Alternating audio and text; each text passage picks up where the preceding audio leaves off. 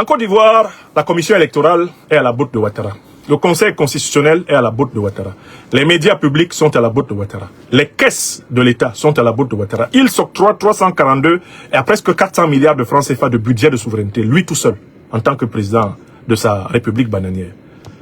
Et il a le soutien des dirigeants néocolonialistes français qui, en retour, ont obtenu de lui de faire de la place de Côte d'Ivoire un précaré, eh bien, des multinationales françaises.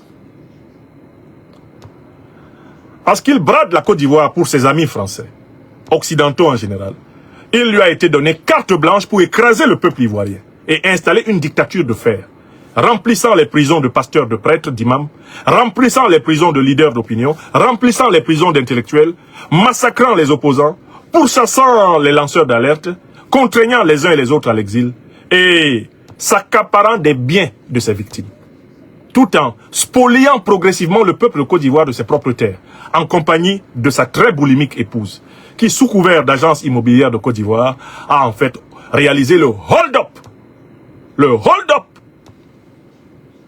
foncier du siècle dans toute l'histoire de la Côte d'Ivoire. Personne n'a jamais accaparé, ne s'est jamais accaparé d'autant de terres que Mme Ouattara et son mari. Donc ce monsieur-là, en cette année 2025, pour s'assurer qu'il sera président de la République de Côte d'Ivoire à vie, il a commencé par exclure par avance tout candidat aux élections présidentielles qui serait capable de le battre en termes de rapport de force politique dans le pays. Il a bénéficié de la mort du président Aimé-Henri Konan Bédié, candidat de poids du PDCI, et il pensait que la question du PDCI résolue pour lui dès lors que le président Bédié est mort. A émergé des entrailles du PDCI-RDA, Tidiane Thiam, ancien ministre de la République, qui était parti pour une carrière de banquier international, notamment en Suisse, et qui est revenu obtenir la légitimité intérieure du parti de l'indépendance, lorsque massivement les bases de ce parti, au détriment de Jean-Louis Billon, ont voté pour lui. Alassane Ouattara n'a pas du tout aimé le fait que le PDCI-RDA ait rebondi après la mort du président Bédié en se donnant un chef qui a été reconduit par plusieurs fois, presque plébiscité par les bases de son parti. Ouattara n'a pas aimé ça. Mais il pensait contrôler le chef du PDCI-RDA et en faire éventuellement un futur Premier ministre à sa botte. Simplement Tidiane Thiam, qui croyait avoir cru en Ouattara, lorsque celui-ci lui a dit « Tu peux être candidat pour la présidentielle, il n'y a pas de problème ». Tidiane Thiam n'a pas vu venir le poignard de Ouattara dans son dos. Ouattara qui estime que le PDCI-RDA lui est dû, que le PDCI-RDA doit être ramené de gré ou de force dans son machin de RHDP pourri. Alassane Dramane Ouattara n'attendait que le meilleur moment pour porter l'estocade à Tidiane Thiam. Après lui avoir délivré pourtant son passeport, après lui avoir délivré son acte de naissance, renouvelé, après lui avoir permis un retour au pays, sous couvert de l'idée qu'il pensait que Tidiane Thiam se soumettrait à lui, Alassane Ouattara ayant constaté que Tidiane Thiam voulait voler de ses propres ailes et ne visait ni plus ni moins que le fauteuil de président de la République, lui a retiré ses papiers ivoiriens, lui a retiré son inscription dans la liste électorale, lui a retiré son passeport et lui a retiré la candidature. Ainsi a-t-il procédé de sa bête noire absolue, qui n'est ni plus ni moins que le leader de Génération et Peuple Solidaire, l'ancien Premier ministre, ancien président de l'Assemblée nationale, ancien chef des forces nouvelles, ancien secrétaire général de la Fédération estudiantine et scolaire de Côte d'Ivoire, Guillaume Kibafouri Soro. Lui, Alassane Ouattara a cherché plusieurs fois à le tuer. D'abord, ce sont les partisans de Ouattara qui essayent de tuer Guillaume Soro le 29 juin 2007 sur le tarmac de l'aéroport de Bouaké. Pourquoi? Parce que Guillaume Soro a accepté d'être le premier ministre de la réconciliation avec Laurent Gbagbo. On estime qu'il est un traître, il faut le tuer. Ce sont les hommes de Ouattara qui ont loupé Soro. Mais là, Alassane Ouattara pensait pouvoir garder Guillaume Soro à ses côtés en lui proposant des menus postes en attendant son futur empoisonnement. Car Alassane Ouattara ne pardonne jamais à quelqu'un qui lui a dit non une fois. Quand vous lui dites non une fois, il vous endort, il vous prend à côté de lui, il vous appelle mon fils, jusqu'à ce que fiole. C'est un rancunier notoire. C'est quelqu'un qui est discipliné dans le mal. C'est quelqu'un qui ne laisse aucune occasion de cuire ses ennemis. il a juré la mort de Guillaume Soro. Guillaume Soro a échappé à au moins 7 tentatives de kidnapping. Entre 2018 et 2025, au moins 7 tentatives de kidnapping direct. Et alors au moins 20 tentatives d'assassinat. Approche par personne déguisée, tentative d'approche par personne féminine déguisée, tentative d'encerclement de ses lieux de restauration, tentative de fichage de ses déplacements, tentative d'infiltration de ses organisations, tentative d'exploitation de ses relations. Tout, Alassane Ouattara essaye tout, tous les jours. Guillaume Soro est le sujet principal d'Alassane Ouattara, du matin au soir. Car il sait que Guillaume Soro le connaît bien. Et que Guillaume Soro le connaît trop bien. Donc, il l'écarte violemment de la compétition. Il instrumentalise la justice, il lui donne perpétuité. Après avoir annoncé la peine avant que le tribunal ne siège. Il a dit, Guillaume Soro, c'est 20 ans. Un mois plus tard, on a dit 20 ans. Oui, Alassane Ouattara a annoncé la peine de Guillaume Soro avant la tenue du procès. On va lui donner 20 ans. Lui, il va demander 20 ans pour lui. Vous voyez? Et il a distribué une kyrielle de 20 ans, 20 ans, 20 ans, 20 ans à beaucoup de gens, dont à certains, il a accordé l'amnistie, et à d'autres seulement la grâce, et à d'autres rien. La rancune. Soro en fait partie. Laurent Gbagbo en fait partie. On accorde, eh bien, la grâce, mais on n'accorde pas l'amnistie. Bon. Laurent Gbagbo, quant à lui, est le monument que Ouattara a choisi de nourrir de la monnaie de l'ingratitude. Car en fait, Laurent Gbagbo a risqué plusieurs fois sa vie pour Ouattara. D'abord, une première fois, il risque sa vie dans le cadre du Front républicain, en 1995. Au nom du panafricanisme, de l'intégration africaine, il défend Ouattara et accepte de sacrifier sa candidature à l'élection de 1995, qu'il boycotte, par solidarité avec Ouattara, qui est exclu. Laurent Gbagbo va risquer sa vie une deuxième fois pour Ouattara, parce que l'aile radicale du pouvoir Gbagbo des années 2005 a très mal vécu la signature du décret après l'accord de Pretoria entre Laurent Gbagbo, Guillaume Soro, Thabo Mbeki.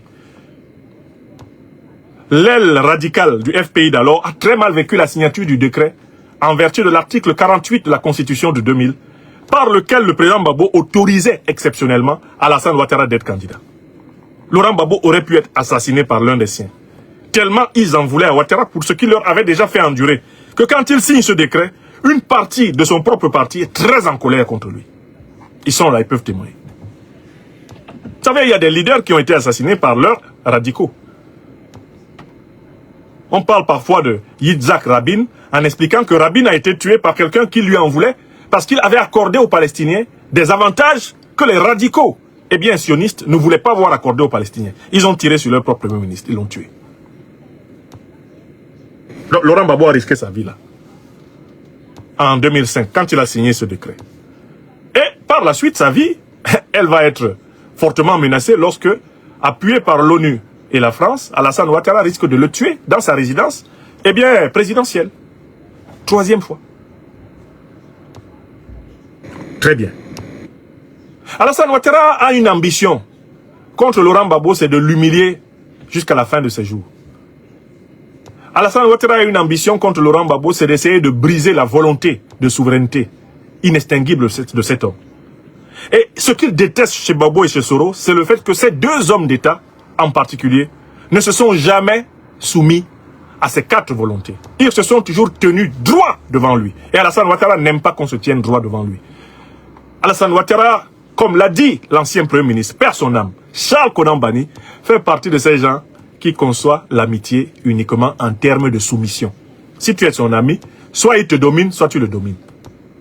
C'est pour cela qu'il est soumis aux néocolons français, aux impérialistes occidentaux, et il estime que les Africains doivent être soumis à lui. Parce qu'il est soumis, croit-il, plus puissant que les Africains. Alassane Ouattara est un individu génuflexiste. Il ne respecte que les rapports de force. Tu es plus fort que lui, il se soumet. Tu es plus faible que lui, il te soumet. Tu ne veux pas te soumettre à lui, il te combat. Voilà Ouattara Dramane. Il ne connaît pas les rapports apaisés d'homme à homme. Le face-à-face du dialogue de vérité. Alassane Ouattara ne connaît pas le respect dû à la dignité d'autrui, à la conscience d'autrui. Le respect dû au choix, à l'opinion d'autrui. Ouattara ne connaît pas ça.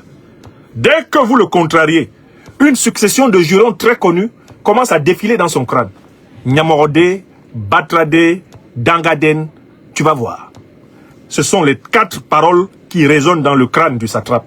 Dès qu'il est contrarié, moi personnellement j'en sais quelque chose. Donc eux ils les détestent pour ça. Et ce sont les principaux opposants qui pouvaient l'éteindre. Donc il les a écartés d'office. Mais regardons alors qui il a retenu. Analysons un peu la liste de Ouattara. Et c'est là où vous allez voir que Ouattara est un cynique. C'est un cynique. C'est quelqu'un qui a tellement de haine et de méchanceté. Regardons sa soi-disant liste qu'il a faite lire par l'autre présidente accroupie, magistrate accroupie et éhontée, qui fait office soi-disant de présidente du Conseil constitutionnel. Elle ne sert à rien. C'est vraiment une femme indigne, complètement indigne, inutile, useless woman, celle qui a parlé là. Bon, regardons qui il retient. Jean-Louis Billon. Jean-Louis Billon est un homme d'affaires prospère de Côte d'Ivoire, d'extraction franco-ivoirienne, je crois légèrement métissé d'ailleurs, comme on le sent par son nom. Jean-Louis Billon a perdu les élections internes du PDC-RDA. Il a été battu en interne par Tidiane Thiam. Il n'a pas été capable de convaincre la base du PDC-RDA d'être son candidat. Alassane Ouattara le soutient parce qu'il veut diviser le PDC-RDA. Il veut diviser l'électorat du PDC-RDA. Bref, il veut justifier sa victoire déjà préparée d'avance, lui Ouattara, par le fait que le PDCI n'aurait pas été rassemblé. Vous savez, si le PDCI était rassemblé derrière un candidat, je comprendrais. Mais vous savez, s'ils sont divisés, les partisans de Tidiane Thiam n'ont pas voté. Les menus partisans qui ont voté pour Billon, mais ils ne peuvent pas me battre, Billon, de toutes les façons. Il n'a pas tout le PDCI avec lui. Bédier, d'ailleurs, j'étais passé avant Bédier. Il avait eu 26%, j'avais eu 32% en 2010. Là, maintenant, c'est pas Tidiane qui va rassembler tout le monde, puisque Billon lui a pris une partie. Même si Billon pouvait faire un miracle, peut-être qu'il va avoir 10%. Voilà le calcul de Ouattara. Donc, Billon a été validé parce que Billon permet de saboter la lutte du PDC-RDA pour la souveraineté, eh bien, démocratique du pays. On prend le deuxième nom. Awa Don Melo. Qui est Awa Don Melo? Mais Awa Don Melo, c'est un ancien vice-président du PPACI, ancien membre du FPI. C'est quelqu'un qui, a à peine 2 mois, était encore le vice-président du Parti des peuples africains de Côte d'Ivoire de Laurent Gbagbo. Pourquoi Ouattara valide-t-il la candidature de Don Melo? C'est pour diviser le PPACI. Et dire que il y a eu un candidat du PPACI, mais vous savez, il n'est pas populaire. Hein? Vous savez, finalement, bon, il a essayé de faire du mieux qu'il peut, mais il ne peut pas être aussi bon que Laurent Gbagbo. Gbagbo m'avait dévancé au premier tour, mais Billon, vous comprendrez qu'il est 5%. Mais au moins, il est représentatif du PPACI. Le PPACI ne peut pas dire que je l'ai exclu. Vous avez compris pourquoi il a validé Billon? Il valide Billon pour saboter le PPACI. Il valide Billon pour se moquer du président Laurent Gbagbo, comme il valide Awa Don Melo pour se moquer du président Laurent Gbagbo, comme il a validé Billon pour se moquer de Tidiane Thiam. Parce qu'en fait, ils sont tous des faire-valoir. Pour que Ouattara dise, ils m'ont pas battu, ils peuvent pas me battre. Tout le monde le sait. Mais qui est le meilleur parmi les candidats? C'est Ado. Ado peut pas être battu par Billon quand même. Si Bédier m'a pas battu, c'est pas Billon qui va me battre. Il prend Awa Don Melo. Mais. Awa Don Melo, il a beau dire, bon, c'était radical, hein, c'est un homme de gauche, mais il peut pas me battre. Tout le monde comprendra que je l'ai battu. On continue. Simone et Yves Babou. Je voudrais dire à notre sœur aînée, Simone et Yves Babou, que je suis déçu de son attitude. Parce qu'en fait, Alassane Ouattara, là, il entre dans les problèmes matrimoniaux des Babou, à travers ce choix. Ouattara est tellement cynique qu'il entre dans la vie privée des Babou. Il choisit Simone parce qu'il sait que Madame Simone Gbagbo est porteuse d'une blessure dans sa chair. À savoir que Nadi Gbagbo actuel l'épouse de Gbagbo actuellement, Nadiani Bamba d'origine, devenue Madame Gbagbo, a pris le mari de Simone. Comme Simone n'a pas pu reprendre son mari, Ouattara donne à Simone l'occasion de se venger de Gbagbo en étant candidate. Tout en sachant que Simone ne peut pas battre Ouattara. Et que Ouattara peut toujours dire, elle a beau s'appeler Simone et Gbagbo, mais elle ne peut pas me battre quand même, faut pas exagérer. Non, non, non, elle n'a pas la popularité de son mari. Mais elle représente quand même les Gbagbo. Hein. Mais Gbagbo ne peut pas dire que je n'ai pas laissé sa famille, c'est quand même son ancienne femme. Elle porte d'ailleurs son nom. Il y aura un Gbagbo dans l'élection. Est-ce que vous voyez à quel point le monsieur est mauvais? Il entre dans un problème de couple hein, à travers cette candidature. Il valide Simone, alors que ce qu'il reproche à Gbagbo, et en vertu de quoi il a éliminé Gbagbo, il peut le reprocher à Simone. Parce que qui était le bras droit de Laurent Gbagbo pendant la crise de 2010-2011? Qui était avec lui et avec la Bible en train de prier pour dire que l'Éternel des armées va venir et que l'armée de Ouattara, l'ONU, la France seront vaincus? Qui était là? Qui était au cœur de la résistance? Mieux que Simone Gbagbo. Simone Gbagbo est comptable de tout le bilan du régime Gbagbo. On ne peut pas dire à Laurent Gbagbo, oh, c'est vous qui avez... Vous êtes exclu de l'élection et puis Simone est incluse. Parce que c'est pas simplement l'ancienne femme de Laurent Gbagbo. C'est une femme politique. Et le bilan du FPI comme parti de pouvoir, on ne peut pas séparer Simone Gbagbo de ce bilan.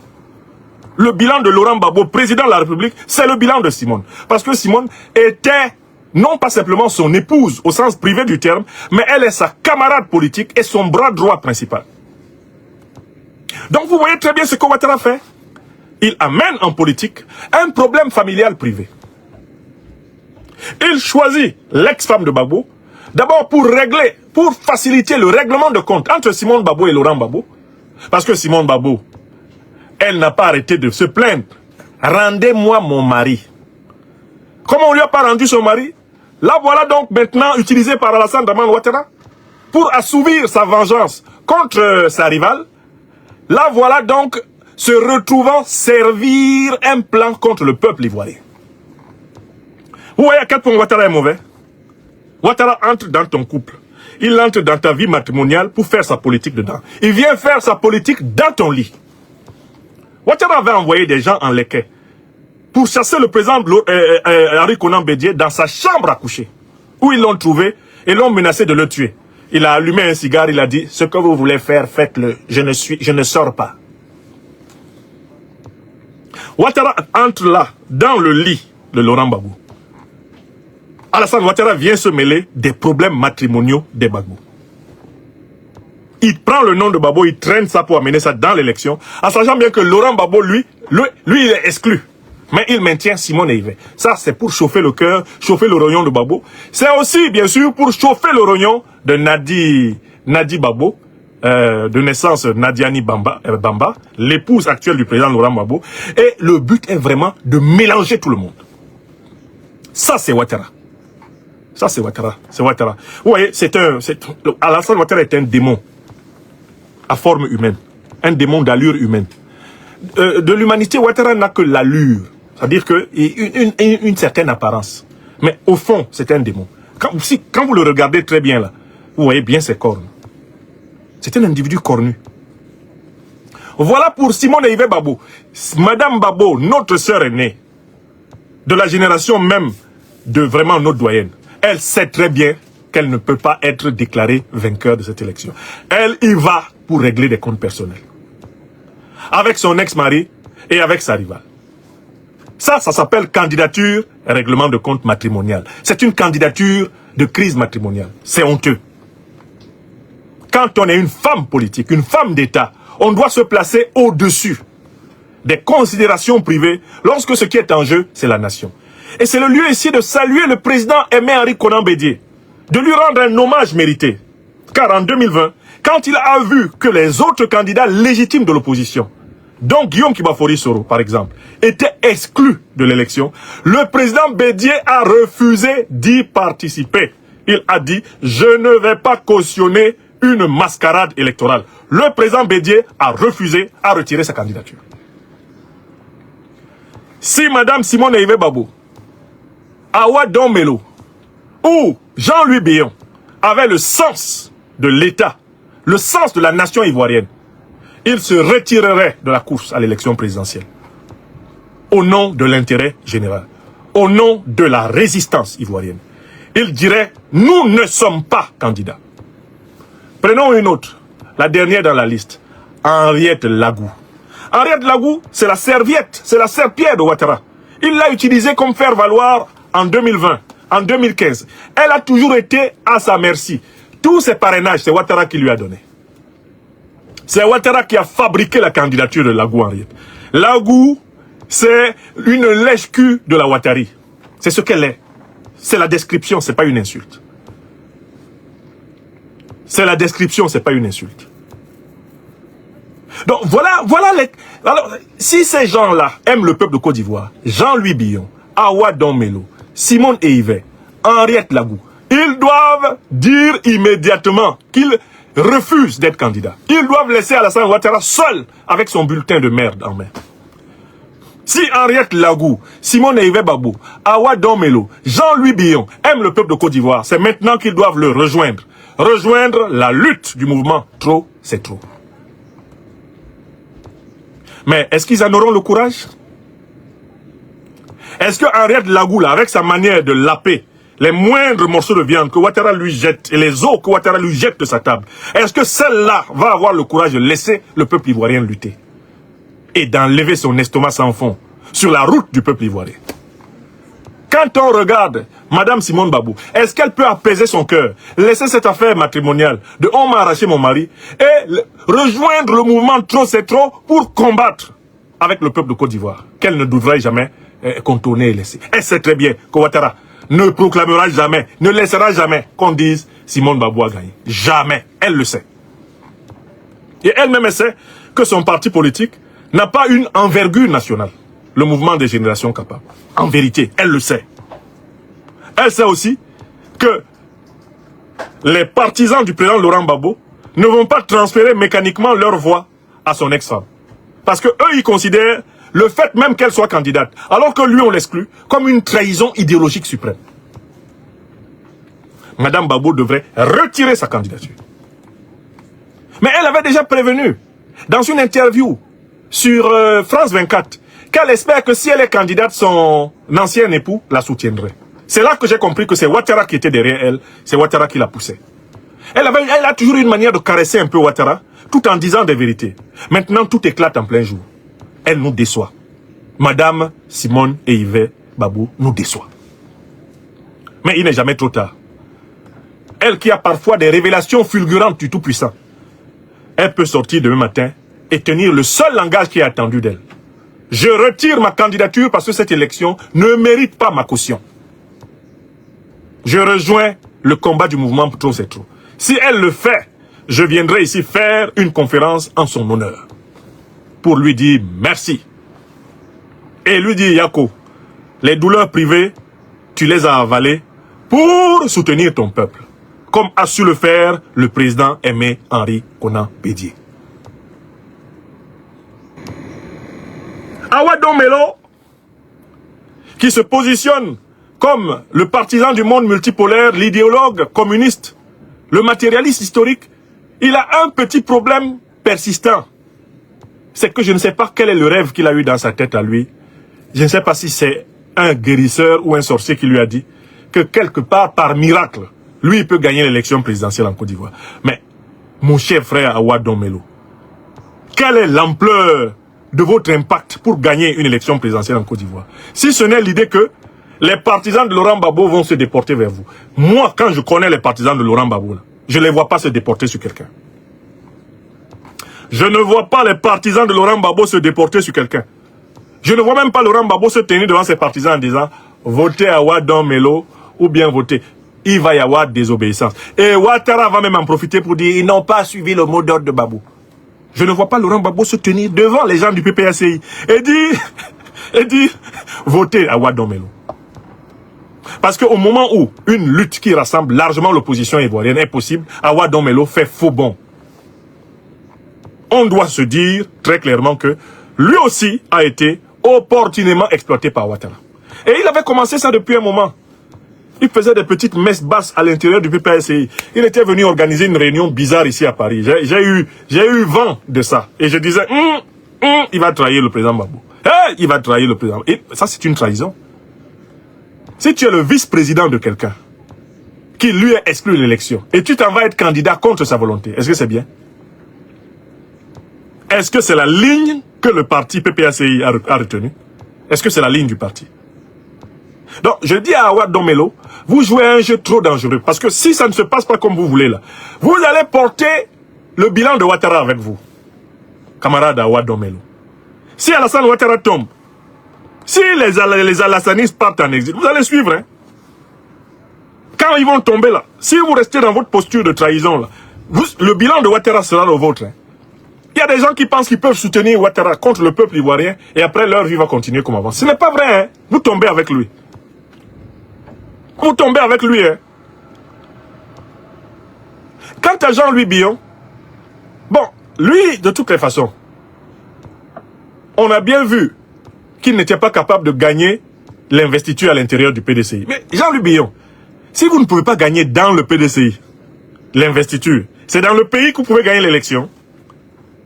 Mais, mon frère Jean-Louis Billon, pourquoi vous faites ça? Pourquoi vous faites ça à la Côte d'Ivoire? Pourquoi vous faites le jeu de Ouattara? Et je conclue ainsi la deuxième partie. Il n'y a pas d'élection présidentielle en Côte d'Ivoire. Il n'y a pas d'élection présidentielle en Côte d'Ivoire parce qu'aucune des conditions d'une élection n'est remplie. C'est une pour-élection. Donc on peut maintenant passer